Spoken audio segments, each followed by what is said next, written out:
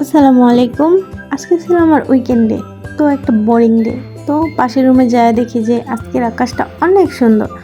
তো এই জন্য আমি ছাদে যাইতেছি যে আমি সত্যি সত্যি বাইরের আকাশটা একদম ছাদে থেকে স্পষ্টভাবে দেখব।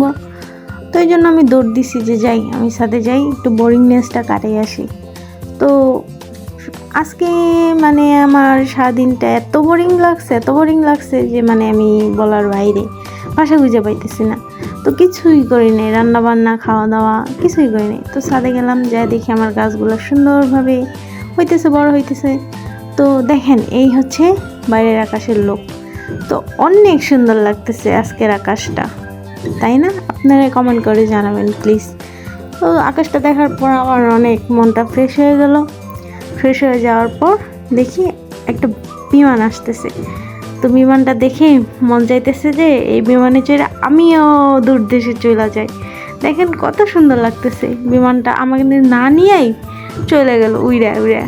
তো এই কথা শোনার পর আমার জামাই বলতেছে, আমার রেখা যাও না, তুমি যেখানে যাও আমারে নিয়ে যাও। তো দেখেন, এই বলে আমার জামাই একটু রোমান্টিক হয়ে আমার হাতটা ধরছে। তো হাতটা ধরে বলতেছে যে আমরা সারা জীবন এইভাবে হাতে হাত রাখবো, আর এক লগে বিমান দিয়া অন্য দেশে যাবো। তো দেখেন, ছাদে থেকে দেখতেছি নিচে একটা আন্টি চিতই পিঠা বানাচ্ছে। তো দেখে আমার খাইতে মন চাইতেছে, অনেক খাইতে ইচ্ছে করতেছে।